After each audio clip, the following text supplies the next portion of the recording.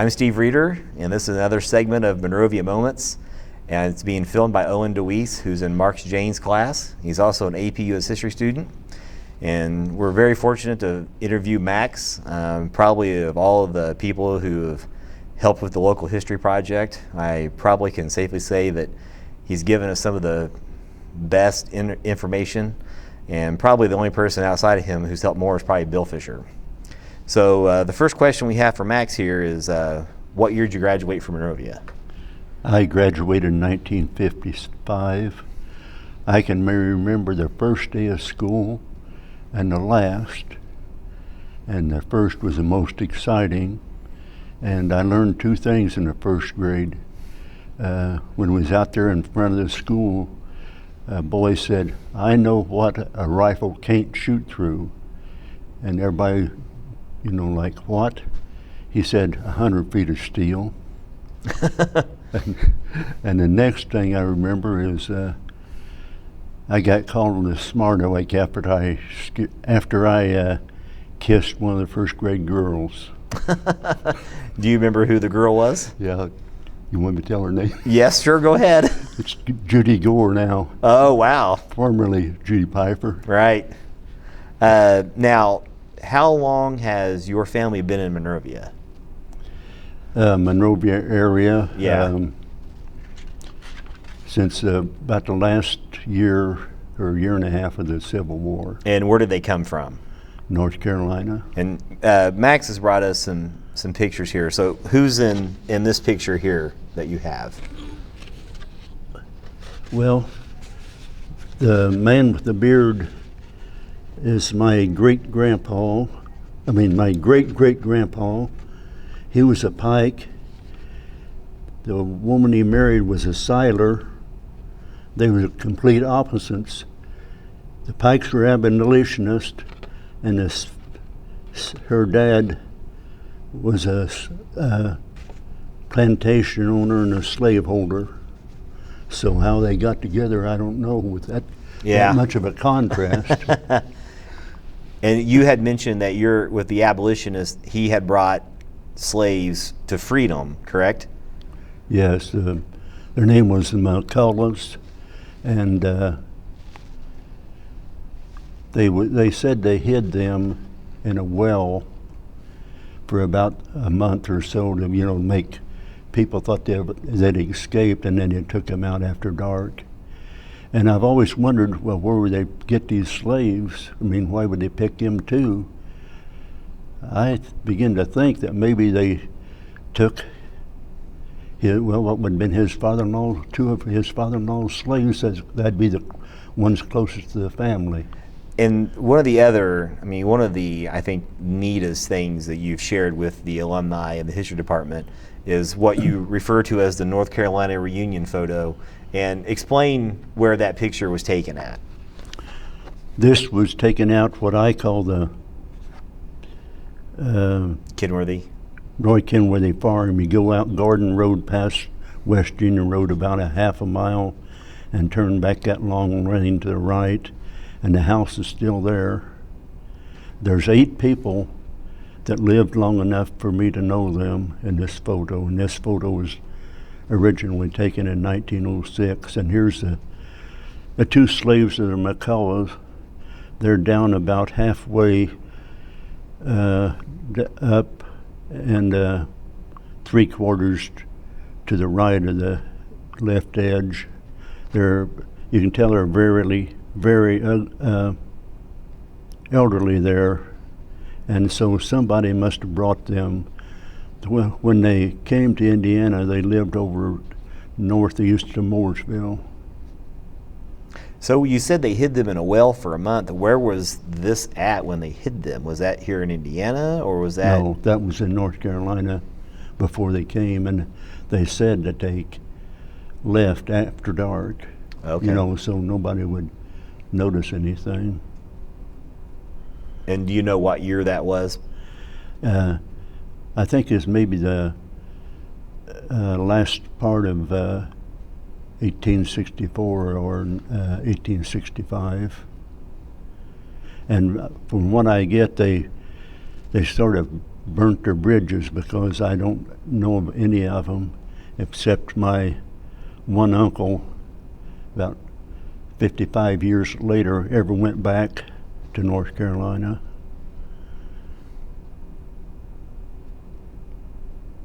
Now, you also in the past had told me a lot about the Native Americans in the Monrovia area, and you said that you had found a lot of, or had heard about people finding Native American artifacts around Bunker Hill Road. Is that correct?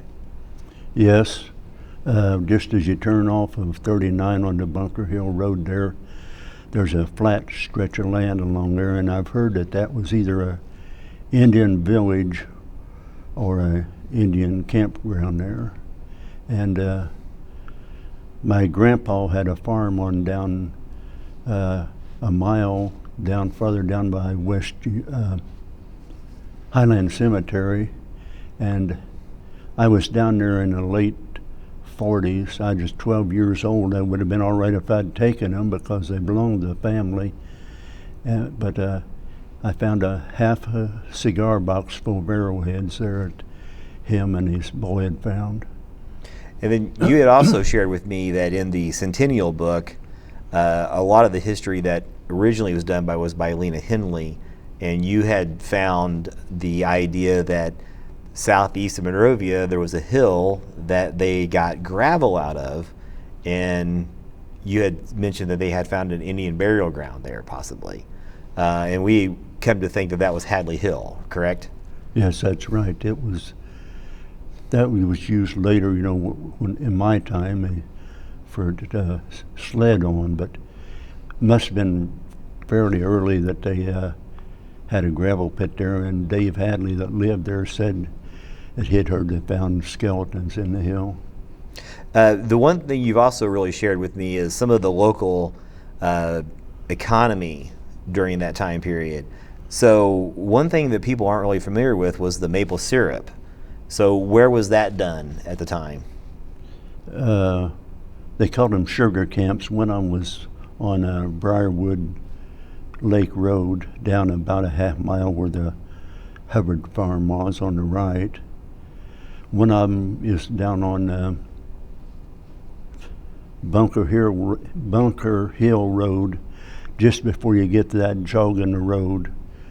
You sort of jog to the left there, that field, big open field there.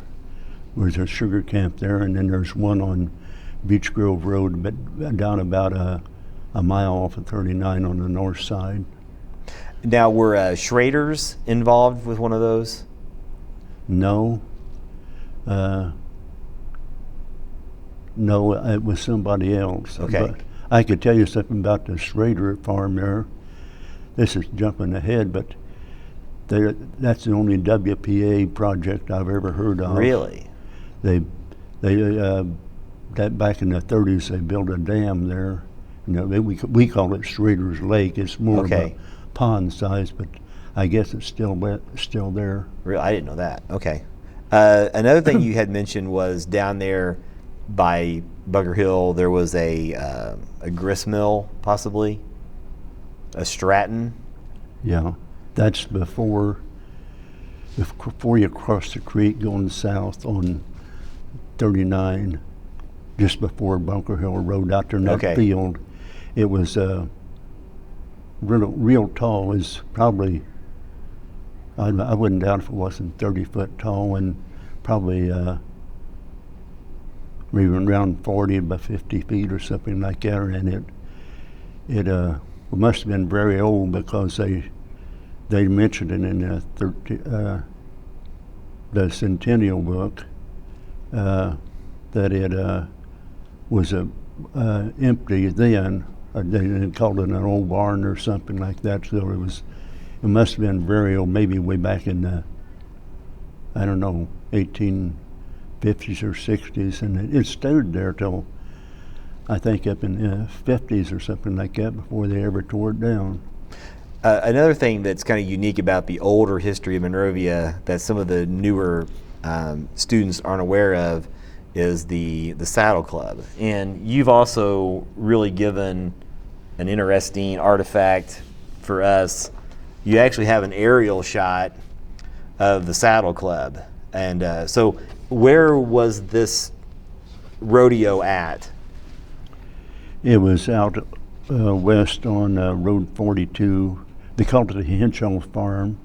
Then our Henshaw owned it, and there's a driveway back there. There used to be an old house there, and it was west of that, where the old house was, about halfway between there and that new house on farther down. And it was, I don't know, maybe even eighth or a quarter mile off of 42. Now, how did you get that picture? You told me a pretty interesting story about this. Well, actually, my Brownie Latta, he belonged to the Saddle Club, and my sister rented from him one time, and they got up in the attic and was snooping around and found this old photo. Now, what year do you think that picture was taken? I think it was 47 or 48. I was down at the left hand, the east end. The announcer was Marley Neal. He was a local auctioneer. Right here, the photo shows that what they was doing in was musical chairs on horses. And I thought I counted at least 50 horses around there. And the song they would play was Sipping Cider by the Zyder Z. I never will forget that. I must have heard that thing 15 times that day. Now, besides the musical chairs with horses, what other events did they do? They had some calves. I think they had, I don't know if they, tackle, I don't know what you call it, when they jump off a horse. I don't think they done Right. that. I think it was roping the calves. And then they had a race, and a man got hurt over what would be the northeast side of the track, and he died about 2 weeks later from his injuries.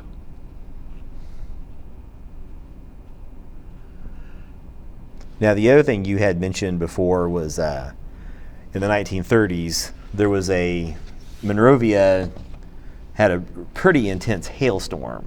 What do you know about that?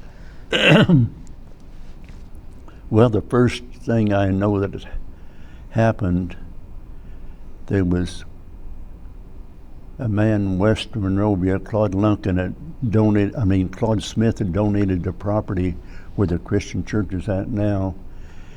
He could see it in the west, and he got in his car, and by the time he got out to 42, there was a big tree that had fell down right where his car was. He come into town, it was so bad he turned left and parked in the intersection up in the middle of town there, and set it out there. And then he said when he got out, he went around the corner there, the one that was parked on the south, being the north side of the road facing west. The hail had been so hard and bad it bent the fender down into the tire, and that was back when the metal was, who knows, 4 or 5 times as thick as it is today. And another man, he was inside up there, and I think he said that one of those stores started to have a leak in it and had to carry a whole bunch of flour out of it, to keep it out of the water. And when the flour bags bursted, he said, with his wet clothes and flour, he looked like a doughboy. Oh. He went outside later and got in his car to go home, and he could see stars above it, because back then they hadn't learned how to stamp out a whole entire roof on a car, and there was a ring about 6 or 8 inches all around the edge, and then they put chicken wire and 2 or 3 layers of something. They tried to waterproof roofs back then, but they leaked after a few years. And let's see. Now, didn't something happen to the Nazarene Church during that storm? Yeah, they had what they called an old-fashioned tent revival. I never did understand why you'd want to go out in a tent when you could be inside, but they had one there, and there was a evangelist named Roy Betcher, and my mother seen the storm, and they said it was kind of black and green in the west. She took off, and she said she drove the fastest she ever drove to get to her house down by Highland Cemetery, and I thought that probably the top speed was 35, but Yeah. then in a Model T Ford. But she made it just in time that the hail didn't hit down there, very heavy rain, the heaviest she'd ever seen. But back to the tent, when the storm hit, everybody except 2 people went in the church, and the 2 people were Roy Betcher and a older woman I was confined to her wheelchair, and she had at least 1 boy there, and maybe all 3 of them, and they abandoned her and left her out there with the preacher during a hailstorm. And he said he tried to comfort her. He'd say, "Are you all right, Mother?" Well, we'll just use the name Brown. Are you all right, Mother Brown? She said, "Yes, I'm all right." But it didn't hurt the storm a bit. It blew all the windows out of the west side of the church. So there's worse off maybe in a way when they went inside. Because of the glass. And Yeah. You've also told just some really good stories about Monrovia during World War II. And the one thing you had mentioned was what Monrovia did during the war effort. So explain the paper rationing in that story. Well, there used to be a red barn right across the road from the old school. It was moved back later, and it's got a concrete front on it back there now, but that's the same barn. But there you could just get a tractor and a hay baler in between that red barn and State Road 39, and I was in the school. I forgot what grade. I could see out them high windows though one day they had a paper drive, or cardboard or paper. I think it's paper because I remember it was mostly white colored, and they was baling the paper from a paper drive into hay bale sized bundles. You had also mentioned Raymond Kirkendall. So share with us that story and who Raymond Kirkendall was. Well, he was, I think, the oldest of the Kirkendall boys. He's in the Air Force, and he got shot down over Germany, and it was a PTA meeting, I think it was, in 1845. His sister got up and told, about him getting shot down over Germany. Her name was Joy Kirkendall. And I think that was the same PTA meeting that they give the diplomas to 2 boys. One of them was at CUNY, and the other was Bain. They lived at Bunker Hill, probably his neighbors practically a quarter to half a mile apart. You had also mentioned a really interesting story about the Lumpkin brothers. If you can go ahead and share that again. Okay, there was 4 Lumpkins in their service, and there was 5 boys, 4 of them were in the service in World War II. There's Ralph, Claude, Paul Raymond, and Charles Richard. Paul Raymond is better known as Raymond, and Charles Richards was known as Dick. 2 of them were in the Navy, Claude and Raymond. Raymond was a pilot of a landing craft in at Normandy, and Claude was in the Pacific. I don't know if it was in that when at the landing, but Raymond said he noticed it was kind of a lot of high waves, and the water came in the landing craft, and he noticed it kept going down. They had what they call bilge pumps, or some kind of pump that was supposed to pump that excess water out. And he said, something's wrong. He found out that somebody had told the soldiers, if you eat oranges, you won't get seasick. They had threw the peelings down and blocked the pump up. And that's the reason it was sitting lower in the water. And in Claude, he was in the Pacific, and I read his diary for I don't know how long it was. He was clear out the Pacific, and he said they had been watching a Japanese submarine for about 24 hours. And then all of a sudden his diary ended. I don't know how come he didn't keep it, but Raymond, they sent him from Europe to the Pacific and Mariana Islands, and he found out his brother Dick was on that same island, and he went down there one day and talked to him. It's a very odd coincidence that they would run into each other.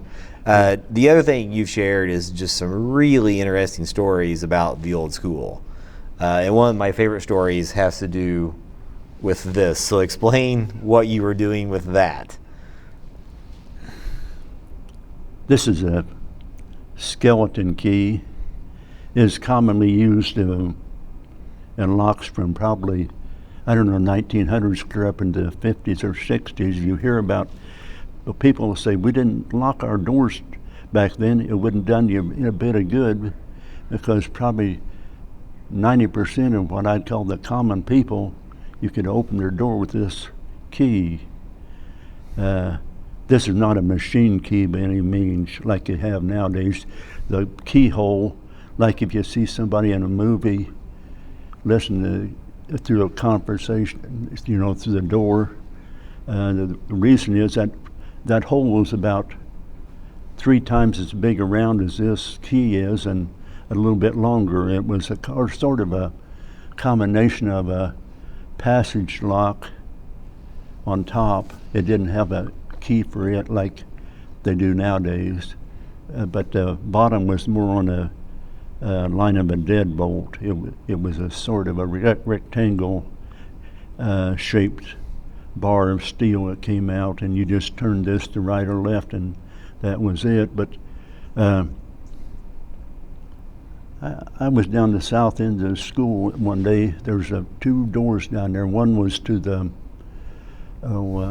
bookstore, and the next one was the attic of the school. I looked at that keyhole, and I could tell that a skeleton key would fit it. So I went home that evening, and then the next morning I brought a skeleton key, and I went up, slipped up there, and I think it was about the 3rd study hall of the day, and I tried the key, and it worked, and I walked up that stairs, and what I wanted to see was where the belfry was, so I walked over towards the belfry about 30 or 40 feet, and I noticed you walk on these boards.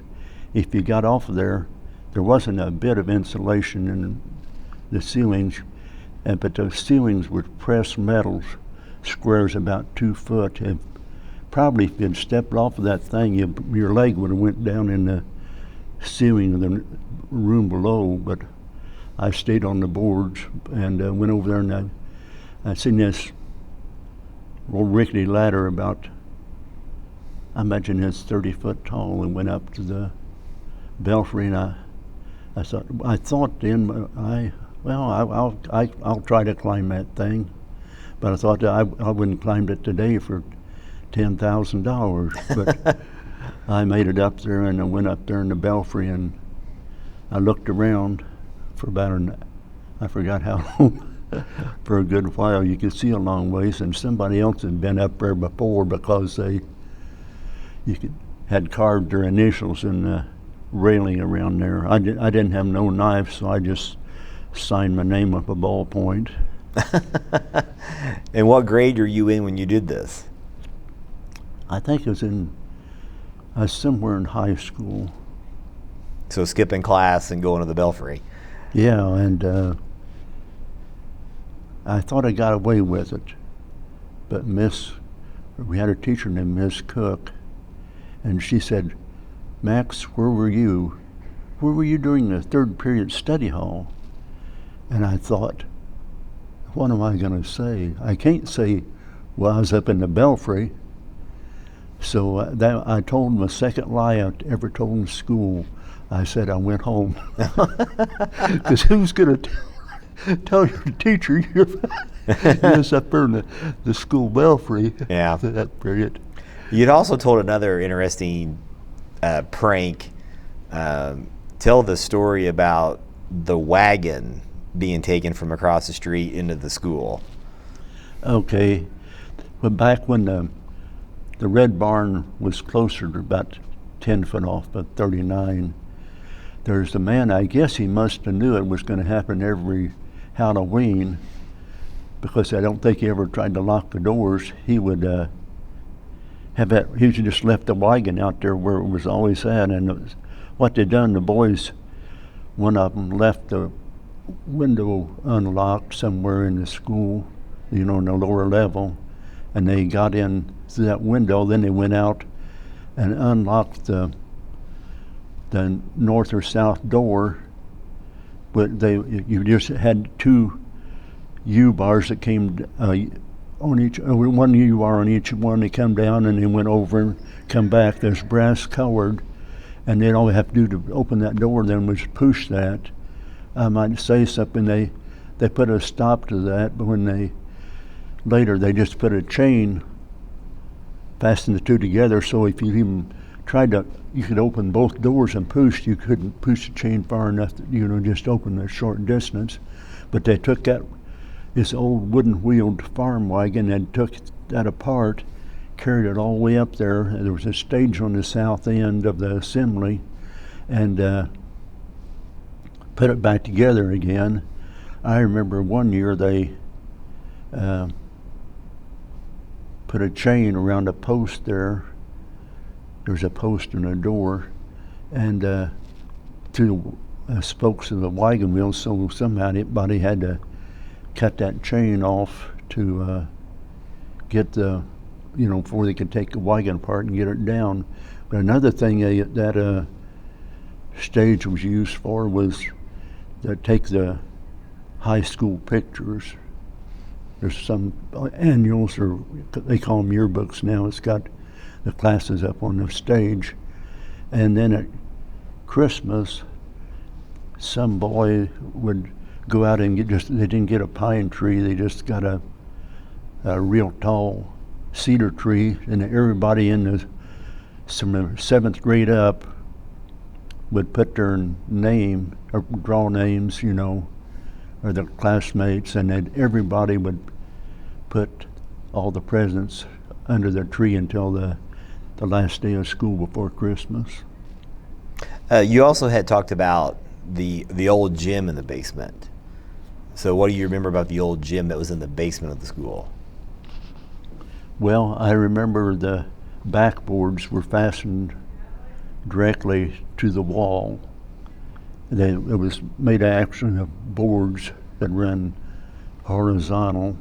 The goals weren't on there, but they just left them there for probably for 40 years later, and it was right on the wall. So if the ball hit the wall, it was out of bounds, unless they just went ahead and played it. I'd imagine they'd call it out of bounds, and the only way you could pass it inbounds that way was where the opening for the stairs that went up on both ends would be. So you'd have to pass the ball in from one end to the other in that opening. And on the west side there was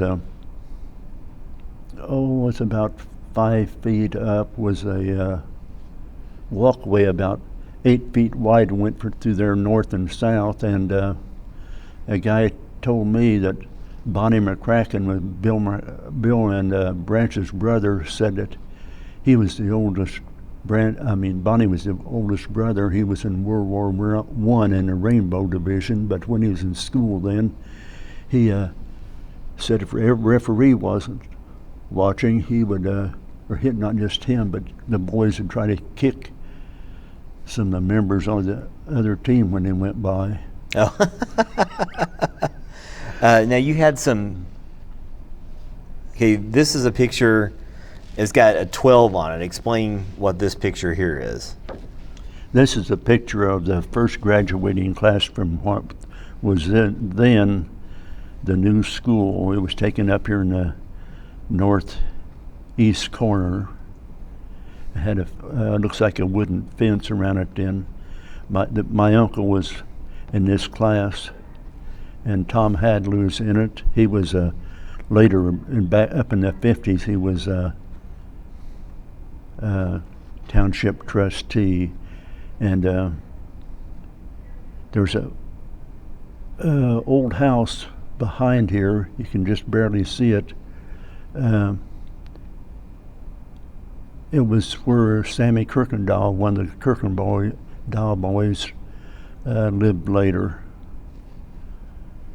And then you have this one here, and this is a photo that's on the steps, correct? Yeah, that was the third entrance in the middle of the school. The steps, they took a lot of pictures there because they could get the heights, like 3 different levels here so you could see everybody's face. What year did they get rid of that entrance? I think it was the summer of '44 because my first grade picture was taken, and I was down in the front row, down at the left-hand end. Now, when you were in school at Monrovia, did you go home for lunch, or was there a cafeteria here, or was there an option, or how would you guys do for lunch? Anything you wanted to. You could. They just turned you loose when the bell rang, and you could go as far as you wanted to and get back in time. So they could, you could go to, if you want to go home to not Mooresville, but Gasburg real quick and grab something and come back just so you made, but the bell. But most of the time I ate in the cafeteria. It was down in the old gym. They had benches, fairly long benches, but that's made like picnic benches are made now. But then they had the sandwich shop that's up there where the vacant lot between Nancy's and 39 is, and half the high school kids went to there. Now, was Iris McCracken, was she working in the cafeteria yet by that point? Yeah. Okay. Her and Grace Dillon. Now, the one thing you and I talked about is in the 50s, everybody played basketball. That was what Monrovia did. So what was it like going to basketball games in the old gym downtown back then?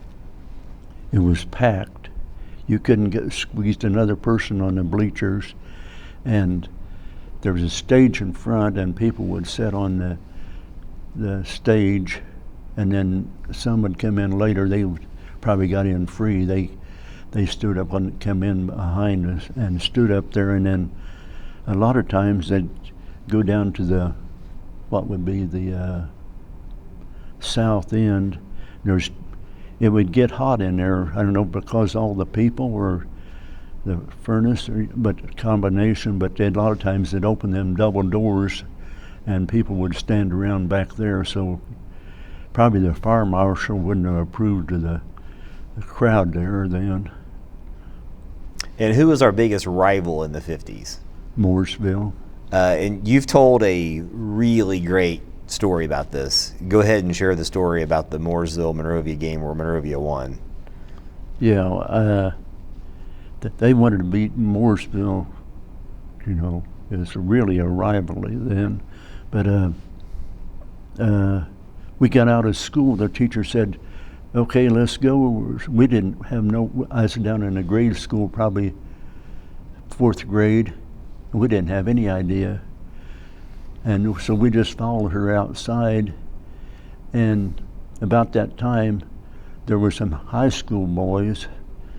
They had made I'd figured this game happened on the weekend, so they'd had time to build it. They'd built a coffin, I think out of it would have to be in cardboard, and had some kind of crepe paper on it, maybe the color Mooresville's colors, and they carried it down, and I was up probably about 10 or 15 feet from it then on the way down, and they took it down to where that ball diamond is now on the south. That was about the same location as the high school diamond, and put it out there about the pitcher's mound, and they burn it, celebrating beating Mooresville. And did the whole school go out to watch this? Yeah, I know we did down to my grade. I imagine they might not have let the maybe first and second, but down to the 3rd and 4th Really? they did. Yeah.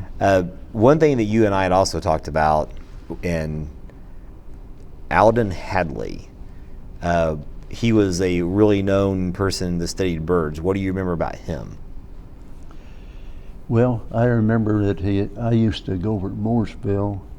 I was interested in birds too, and I would go over to Mooresville and talk to him sometimes on Sunday afternoon, and he was surprised that I knew so many birds, and I knew I'd seen that there was 2 birds that flew over at one time that he thought wasn't even still in the area, because the only time he had ever seen one, closest he had ever seen one was McCormick Creek State Park, and he worked for the Audubon Society, and later he traveled around Indiana to high schools and give slide presentations on different birds, and a talk and about the different birds and different things. And he originally came from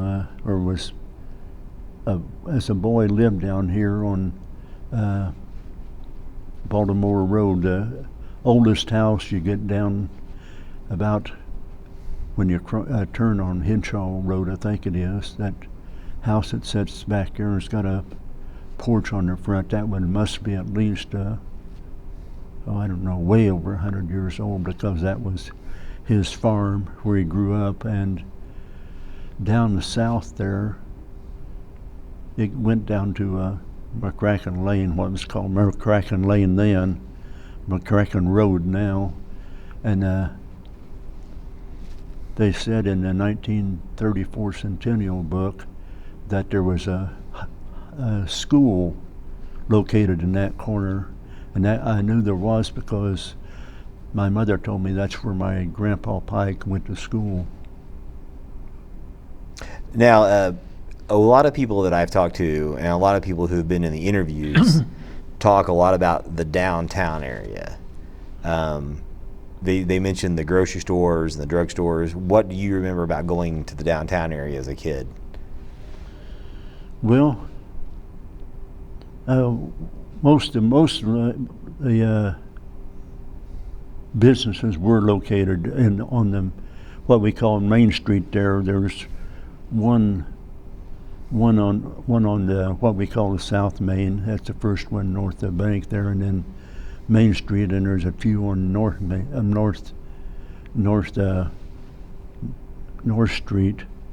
Back Street. But I'd start from the east. There was a sandwich shop. It would have been across the road from where Nance's is at now. It had a shed, kind of a little shed on the back, and there's a barber shop there. Then there was a Marathon station there on the corner. Clyde Marley run it, and next up was the Pure Oil station, and then out there to north west corner of the sandwich shop was a square green building, I don't know, maybe 10-foot square, and that was the ice house.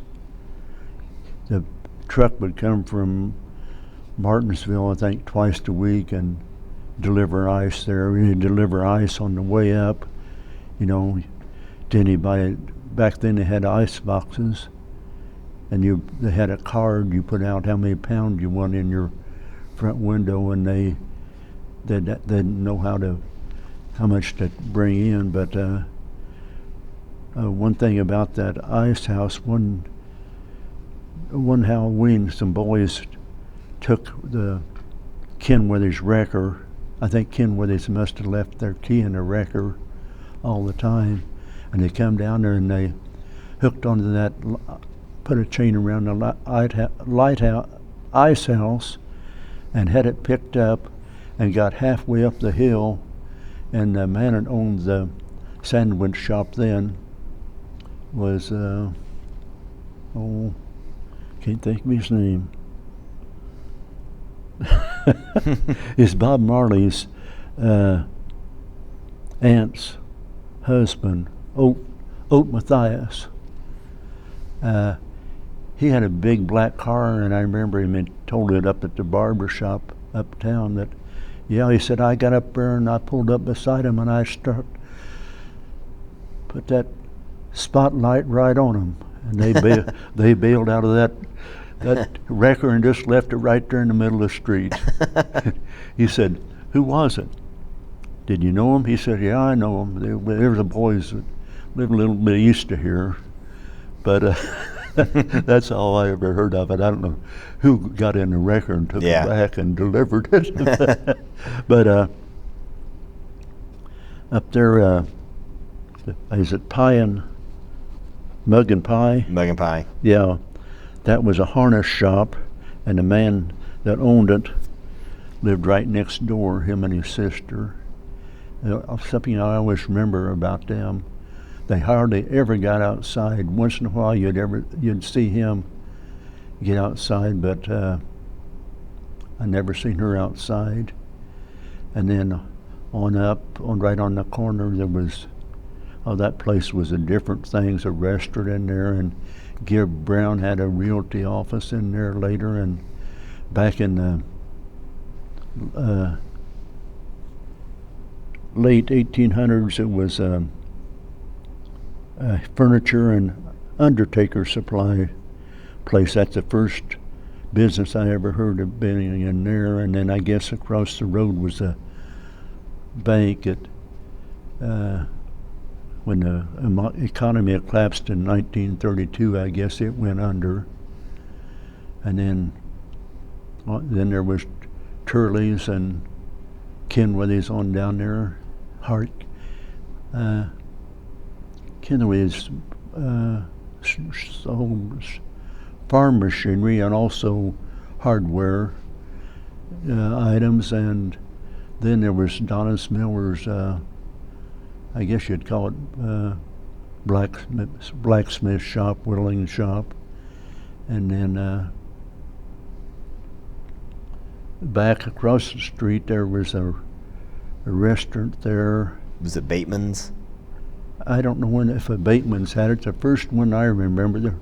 I don't know if I remember a woman named Mammy Bateman, and she had a restaurant there or down at the sandwich shop, but she lived down here on 39 where Branch McCracken was born. That's the reason I knew her, because she was between here and our house. And there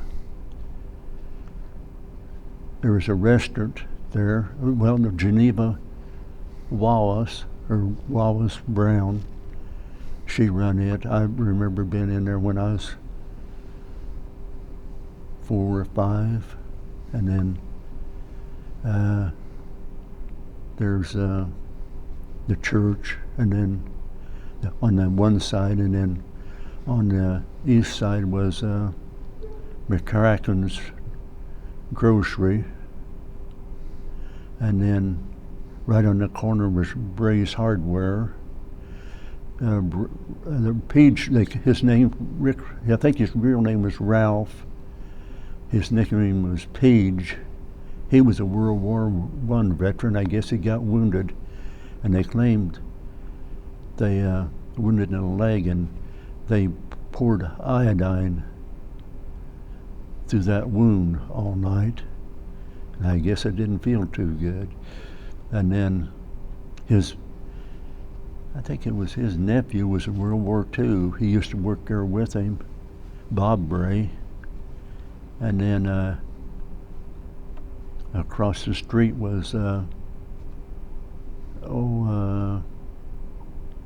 restaurant. Geneva Wallace run that restaurant later. I forgot who ran it first. She ran the one down to the west, and then that one later. And next door to it was Boltenhammer and Livingston. That was probably late 40s, early 50s, and before that, Frank White had run that. And I didn't know that till not long ago. I heard that if people would go out and shoot wild rabbits, and they actually sold them in that grocery store. Now that eventually becomes McLeod's, correct? Yeah. Okay. Yeah, and right next to it was a barber shop. And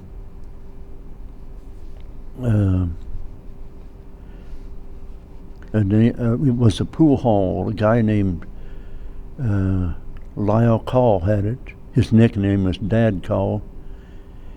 He had one boy who was in the Korean War and got a Purple Heart.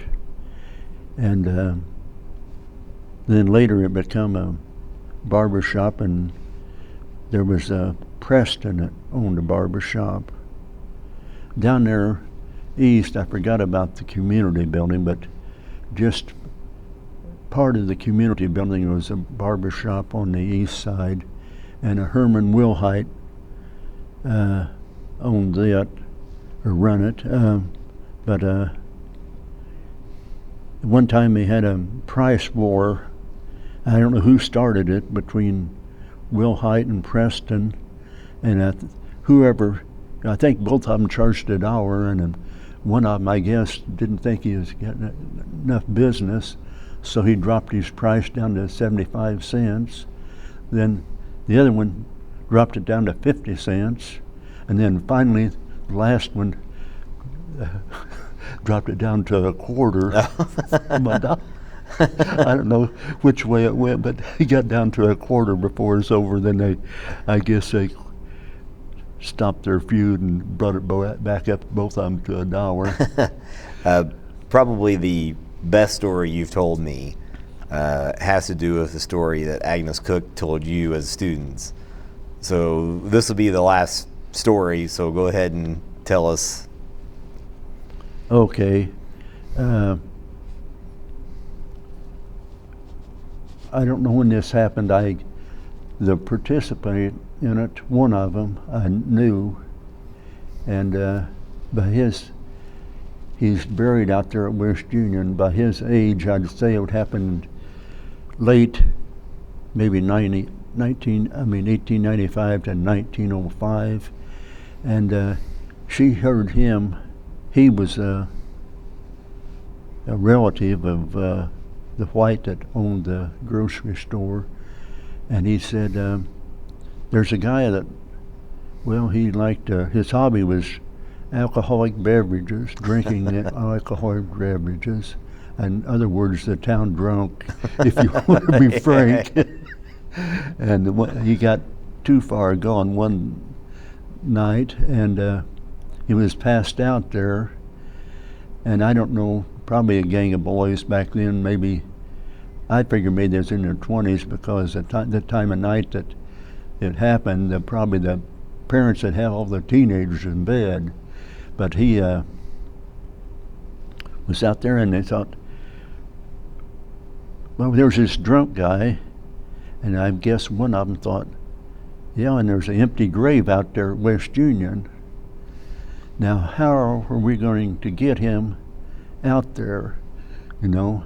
and somebody came, and one of the boys come up, well, here's the undertaker's supply place here next door.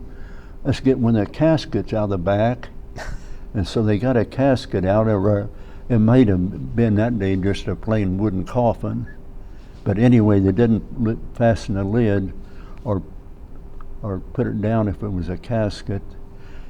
But they just put him in there, and back then there wouldn't have been any traffic on the road to know that as before. There's even hardly any autos, and they carried him all the way to West Union, and they went up to the empty grave, and it had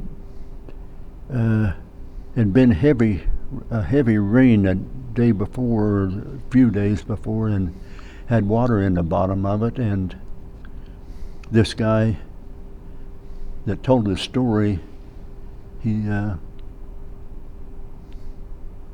said, we let him down as far as we could reach, and we dropped him. And that's one thing I remember most about it. But I guess when that cold water hit him, he come awake fast. The last they seen of him, he was running towards the fence, towards Mooresville. I mean, Monrovia. He had come to enough. He knew what his directions were real fast. But what was strange about that story, the next day the Quakers, not strange but different, the Quakers come out there, and Quakers was supposed to be slow to anger, but I guess they were very angry when they came out there and found that empty coffin or casket in there. And that was told around 1955, and that would have happened 50 or 60 years before it did. But Miss Cook had told it, and she said, but I guess it's all right to tell this story now, 50 years later. All right. Well, Max, that was our last question. So I want to thank you again for the interview. And that was another segment of Monrovia Moments.